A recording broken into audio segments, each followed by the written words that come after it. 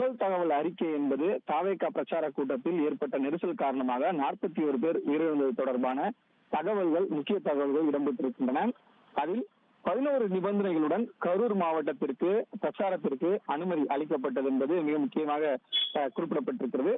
அதே போல விஜய் பிரச்சாரம் என்பது மதியம் 12 மணி அளவில் கரூர் மாவட்டத்திற்கு வருகிறார் என தாவேகா சார்பில் கட்சியினுடைய நிர்வாகிகள் தொலைக்காட்சியின் வாயிலாக விளம்பரப்படுத்தி இருக்கிறார்கள்.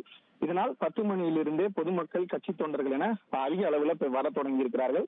இந்த மக்களுடைய அதிகரிப்பின் காரணமாக தான் வேலுசாமிபுரம் மெயின் ரோடு, கோவை சாலை, முனியப்பன் கோவில் ஜங்ஷன், கோவை சாலை, திருக்காம்புலியூர் ரவுண்டானா, மதுரை சேலம் பைபாஸ் ரோடு ஆகிய இடங்களில் அதிக அளவில் கூட்டம் என்பது சேர்ந்திருக்கிறது. அதே போல தாவேகா சார்பில் அளிக்கப்பட்ட மனுவில் 10,000 தொண்டர்கள் மட்டுமே வருவார்கள் என்று குறிப்பிட்டிருந்தனர். ஆனால் 25,000 மேற்பட்டோர் அந்த பகுதிக்கு வந்ததனால் கூட்ட நெரிசல் ஏற்பட்டிருக்கிறது என்பதனை தெரிவித்திருக்கிறார்கள். அதே போல மாலை 4:45 மணிக்கு தான் தமிழக வெற்றி கழகத்தினுடைய தலைவர் விஜய் கரூர் மாவட்ட எல்லையான வேலாயுதம்பாளை பகுதிக்கு வந்திருக்கிறார்.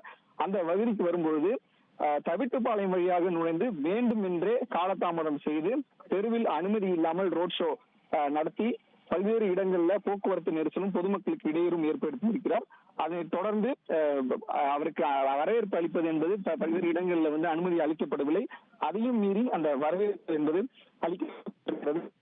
தொடர்தான் காலதாமதம் செய்து வரவழைக்கப்பட்டதோடு சரி, அதற்கு அடுத்த கட்டமாக உள்ளே அந்த வேலுசாமிபுரத்திற்கு அவர் 7 மணி அளவில் வருவதற்கு முன்பாகவே ராங் ரூட்டில், அதாவது சாலையினுடைய வலதுபுறத்துல வந்திருக்கிறாரு. அதன் மூலமாகவும் போக்குவரத்து நெரிசல் என்பது ஏற்பட்டிருப்பதை குறிப்பிட்டிருக்கிறார்கள்.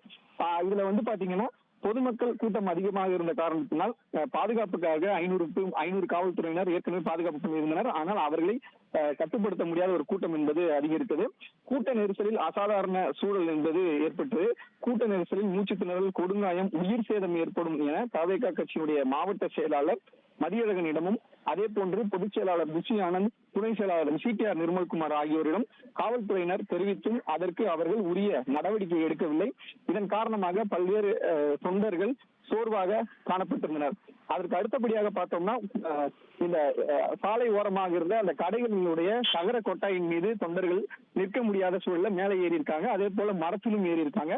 இதிலிருந்து கீழே விழுந்த நிலையில தான் பாத்தீங்கன்னா ஒரு 11 பேர் மீது விழுந்து அந்த 11 பேர் அந்த மிதிப்பட்டு பொதுமக்கள் மேலும் அவங்க விழுந்திருக்காங்க. அதுல